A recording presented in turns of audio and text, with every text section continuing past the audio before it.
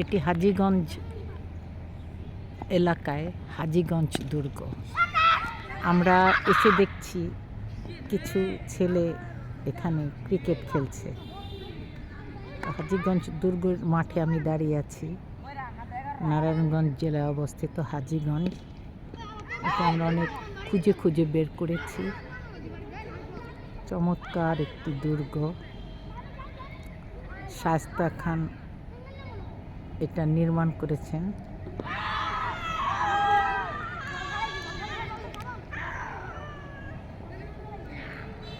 দুর্গটি একেবারেই গোলাকার, খুবই চমৎকার।